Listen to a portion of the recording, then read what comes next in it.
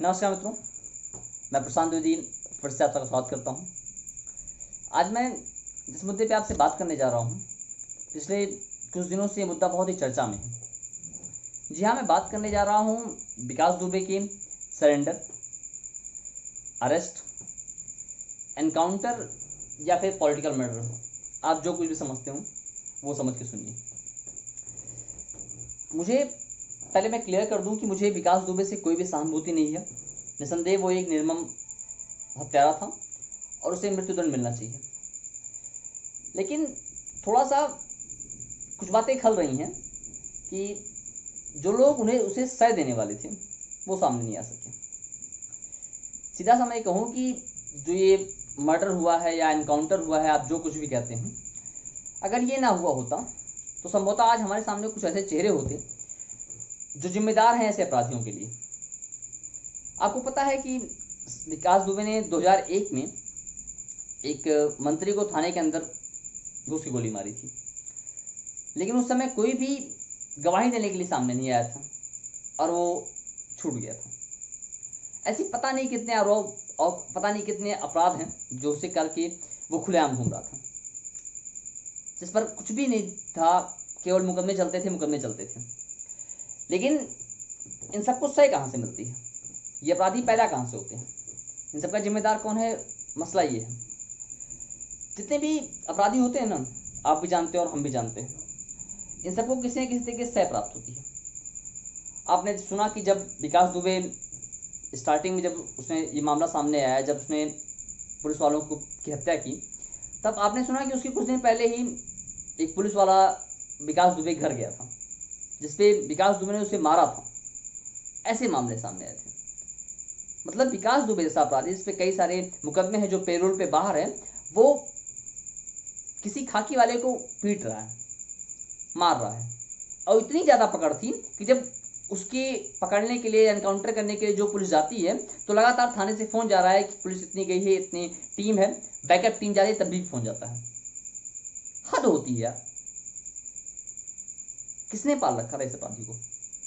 ऐसे पता नहीं कितने अपराधी हैं, पता नहीं कितने अपराधी हैं जिनकी जो अभी तक सामने नहीं आ रहे हैं, जिनसे अभी तक समाज को, जो समाज में चलाने वाले लोग हैं, खाकी और खादी वाले, उनको फ़ायदा है तो अभी तक वो सह में है। जिस दिन उनको नुकसान होता है उस दिन वो अपराधी, उस दिन वो आतंकवादी, उस दिन वो निर्मम हत्यारे बन जाते हैं। जब तक वो पॉलिटिकल मर्डर कर रहे हैं, किसी पॉलिटिकल पार्टी के लिए कर रहे हैं, तब तक तो बड़ी अच्छी बात है। जिस दिन पॉलिटिकल पार्टी की बातें अपनी निकल जाती हैं, उस दिन लगता है कि हाँ, अब तो अपराधी हो गया। ऐसे पता नहीं कितने किस्से पड़े हैं। श्री प्रकाश शुक्ला को उठा लीजिए, चाहे इसको ले लीजिए आप। मसला ये हो रहा है कि इन चीज़ों के पीछे जिम्मेदार कौन है? जो ये सारी घटनाएं घटी जा रही हैं, इनके पीछे जिम्मेदार कौन है? जो आपको लगता है कि इतना सब कुछ हो रहा है, एक बार उसे सामने तो आने दिए होते, एक बार वो सामने आया तो होता। लेकिन निसंदेह मानिए, अगर वो सामने आया होता और उसने अपने बयान दिए होते, तो पता नहीं कितनी खाकियां उतरती और कितने खादी उतरते, कितने खादी पर दाग लगते। लेकिन एक बात ये मान लीजिए कि जो ये अपराध पैदा करने वाले लोग हैं वो पकड़े जाते हैं। एक वृक्ष काटने से कुछ नहीं होने वाला, ये बात समझने की कोशिश कीजिए। और ये एक ऐसा वृक्ष था जिसके द्वारा हम जड़ों तक जा सकते थे, जिसके थ्रू हम पता लगा सकते थे कि हाँ, इसके पीछे किस हद तक लोग हैं, उन्हें भी तो सजा मिलनी चाहिए। विकास दुबे की सजा मिलना न मिलना वो बात की बात है, मिला ठीक है, कोर्ट दे दी तब भी ठीक था। लेकिन जो एक सह मिली ऐसे लोगों को जिन्होंने उसे बढ़ाया था, आप क्या लगता है कि वो फिर दोबारा कोई ऐसे अपराधी नहीं बढ़ाएंगे, या कोई ऐसे अपराधी फिर वो नहीं पैदा करेंगे? वो अपने फायदे के लिए फिर अपराधी पैदा करेंगे और फिर अपराधी दोबारा राज करेगा। वो तब तक राज करेगा जब तक कि किसी खादी पर उंगली न उठ जाए, तब तक वो राज करेगा। इतने सारे मामले, इतने सारे पुलिस वाले, इतने सारे मंत्रियों संपर्क उसका, अभी तक नहीं पता था आप लोग को? किसी को अब तक नहीं पता था कि उसके इतने मर्डर हैं, इतना बड़ा क्रिमिनल है। सारी पार्टियां जितनी हैं, सबका संबंध उस व्यक्ति से था। उसने मौके मौके पे सभी पार्टियों को चंदा दिया था। किस पार्टी वाले को नहीं पता था। लेकिन नहीं, जब तक निर्णय आपकी खाकी और खादी के फायदे में है तब तक वो अपराधी पेरोल पे छूटेगा, वो घूमेगा। जिस दिन खाकी और खादी खतरे में आने लगती है उस दिन समाज पर वो हिंसक हो जाएंगे, तब एनकाउंटर शुरू हो जाएंगे। कोई कार्यवाही नहीं, सीधे एनकाउंटर होंगे। तब एनकाउंटर तो वो है ही नहीं ना। अगर वो जिंदा बचता और पहुंचता यहां तक तो ना जाने कितने खाकी वाले बदनाम होते, कितने खादी वाले बर्बाद होते। समझ में नहीं आ रहा है कि इस बात के लिए प्रसन्न हूं कि एक अपराधी मारा गया, या इस बात के लिए दुख प्रकट करूं आपसे कि न जाने कितने अपराधी पैदा करने वाले बचे रहेंगे। क्लियर नहीं हो पा रहा है कि खुशियां किस चीज की मना रहे हैं लोग। एक अपराधी पकड़ा गया, इस बात की खुशी है कि न जाने लाखों अपराधी पैदा करने वाले अभी भी सकुशल बचे हुए हैं। अगर वो अपराधी जो उसने पहला मर्डर किया था, उसके बावजूद उसके बाद ही उसे सजा दे दी गई होती, शायद आज ये कंडीशन ना होती। और न जाने अभी कितने अपराधी ऐसे खुलेआम घूम रहे हैं, बस उन पे किसी ने किसी राजनीतिक पार्टी का, किसी ने किसी नेता मंत्री का हाथ है, बस बड़े आराम से घूम रहे हैं। अभी तो उन पे कोई आरोप ही नहीं लगना है क्योंकि वो पार्टियों के साथ होंगे। पार्टियां अपने फायदे के लिए आपको नचा रही है। जनता को लगता है कि हाँ सफाया हो रहा है और ये हो रहा है वो हो रहा है, ऐसा कुछ नहीं है। सोचते हो ऐसा, तुमसे बड़ा बेवकूफ कोई नहीं है।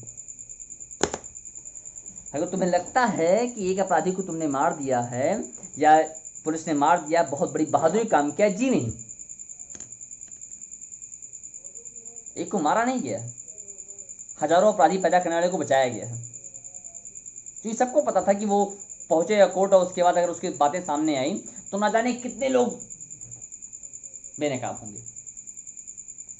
और उसके बाद पुलिस की बर्बरता देखिए, आपके सामने एक फोटो आई होगी जिसमें उसका नाबालिग लड़का ऐसे हाथ किए हुए घुटने के बल बैठा हुआ है। आपने उसे रिमांड में लिया था। किस बात के लिए उसे रिमांड में लिया तुमने? किस बात के लिए रिमांड लिया था? क्यों ऐसी स्थितियां पैदा क्यों कर रहे हो? याद रखिए, अपराधी दो तरीके से बनते हैं। एक तो वो जो राजनीतिक पार्टियों और इन सब के लिए काम करते हैं, वो अपराधी होते हैं, सीधा सा उनको सही मिलती है। और दूसरे ये जो समाज में विद्रोह करके पैदा होते हैं, जो अपने अपमान का बदला लेते हैं। एक बच्चा जिसके पिता इतने बड़ा अपराधी है, उसे आपको समझाने की जरूरत है कि बेटा अगर ऐसा कुछ होता है तो आपके पिता इतने बड़े अपराधी हैं, बाद में भविष्य आपका भी ऐसा होगा। तुम कर क्या रहे हो? छोटे से बच्चे को के ऊपर गन पॉइंट पे रखे हो, उसका हाथ उठा के ऊपर बैठाए हो घुटने के बल पे। कॉमन सेंस लगाते हो कि नहीं लगाते हो? तुम सब क्या कर रहे हो? एक अपराधी और नया पैदा कर रहे हो। क्या बीत रही होगी उस बच्चे के ऊपर उस समय? अगर बड़ा होके वो अपराध का रास्ता चुनता है तो क्या गलत होगा भाई? क्या होगा? उसका जिम्मेदार कौन होगा? तुम्हारी तत्कालीन नीतियां, तुम्हारे ये आक्रोश, तमाशा मचा के रख दियो एकदम। कोई मतलब नहीं है क्या करना है, क्या ले जाना है, कोई किसी को फर्क ही नहीं पड़ रहा है। आंख के बदले आंख, वो हुआ तो न्यायालय की कोई मतलब नहीं है, न्यायालय पड़ा है, वो निर्णय बाद में होंगे, कोई दिक्कत नहीं है, हम तत्काल निर्णय लेंगे। ऊपर से फोन आ रहे हैं, उतारो गाड़ी से, सफारी में बैठाया गया था, टीवी पलटी और बता रहे हैं कि इतना बड़ा अपराधी था, उसे खुले हाथ बैठाए थे और वो एसटीएफ की पिस्टल लेके भाग गया, उसे जवाबी कार्यवाही में गोली मार दी गई। अरे ड्रामेबाजी बंद करो, इतना बड़ा ड्रामा, हद होती है। एक तरफ से सफारी गाड़ी में बैठाया जाता है और वहीं पर मीडिया वालों को रोक लिया जाता है कि बस अब आगे आपको नहीं जाना। क्यों नहीं जाना भाई? कह रहे हैं कोरोना चेकिंग हो रही है। उसके बस 10 मिनट की दूरी पर आगे टीयूबी पलटी रहती है। कहते हैं कि इसमें से ये गाड़ी पलट गई, यहाँ से उसने भागा विकास दुबे पिस्टल लेके और बाद में उसे गोली मार दी गई। अरे यार कितना कॉमन सेंस यूज किए होते, इतना बड़ा अपराधी है, उसके हाथ में हथकड़ियाँ लगा बैठे होते हैं। खुला हथकड़ी छोड़ के बैठे हो कि भाई तुम भागो, तुमको हमको तो एनकाउंटर करना है। और उससे बड़ा तमाशा, गोलियां उसको सीने पर लगी हैं, गोलियां उसको सीने पर लगी हैं। अभी तो सब अपराधी दिख रहे हैं तुम्हें, अब न्यायालय की कोई चिंता नहीं है। इतना कुछ था तो थोड़ा सिस्टमैटिक कर लिए होते, हफ्ते भर के अंदर फास्ट ट्रैक कोर्ट करवा दिए होते, निर्णय हफ्ते भर के अंदर आया था, करवाए होते ना कि तुमको अपने हाथ में निर्णय लेना है। ये भी हो गया है कि हाँ न्याय व्यवस्था से भरोसा उठ गया है। अभी बहुत सारे मेरे मित्र, बहुत सारे भाई लोग कमेंट करेंगे कि तू क्या चाहते हैं आप, उसे छोड़ दिया जाता, फिर जाते वो कोर्ट में केस में पड़े रहते हैं और रहता वो जेल में बैठ के आसियाने से। बहुत सारे मेरे भाई लोग कमेंट करेंगे, उनका कमेंट ये होगा कि जेल में रहता आराम से, वो राज करता, फिर आप ये चाहते हैं उसका एनकाउंटर ना हो। अरे यार ये सिस्टम क्यों है ऐसा? तो सीधे सीधे खत्म कह दो कि जो पकड़ा जाए उसे गोली मारी जाएगी, जो पकड़ा जाएगा उसे गोली मारा जाएगा। सीधा से आप कह दो कि तत्कालीन निर्णय लिया जाएगा परिस्थिति के अनुसार, न्यायपालिका मतलब खत्म। अगर वही करना है तो उसी अकॉर्डिंग करो, डिसाइड कर लो ना करना क्या है। पहले ड्रामेबाजियां बंद करो। जिसमें पॉलिटिकल लीडर्स का फायदा है तो बड़ी अच्छी बात है कि हाँ सब कुछ अच्छा चल रहा है, लगता है। जिसमें पॉलिटिकल पार्टी और कुछ नेता लोग, मैं किसी पार्टी की बात नहीं कर रहा हूँ, सबकी बात मैं कर रहा हूँ, जितनी पॉलिटिकल पार्टियां सब चोर मौसेरे भाई, कोई किसी का अलग नहीं है। अगर तुम्हें लगता है कि मैं किसी पार्टी लीडर से बात कर रहा हूँ तो ये गलतफहमी बंद कर देना। सबकी हालत यही है, चारों जितनी पार्टियां हैं सबने किसी न किसी तरीके से विकास दुबे को शरण दी थी, सह दी थी अपने टाइम पे। लेकिन अगर यही चलना है तो भाई पुलिस को ही निर्णय लेना है तो करो निर्णय, फिर न्यायपालिका बंद कर दो, खत्म कर दो उसे, और क्या। और फिर तुम उनको मारो, वो तुमको मारेंगे। आंख के बदले आंख के बदले आंख, दुनिया एक दिन अंधी हो ही जाएगी। मारो, फिर उसके आदमी आएंगे, फिर वो पुलिस वाले मारेंगे, फिर पुलिस वाले आएंगे उनको मारेंगे, करते रहना ऐसे। फिर खत्म करते हैं बात को, ऐसे बात करते रहेंगे फर्जी का मूड खराब होता है। लेकिन सोचिएगा इस बात को, कहाँ कितने हद तक सही चीजें। धन्यवाद।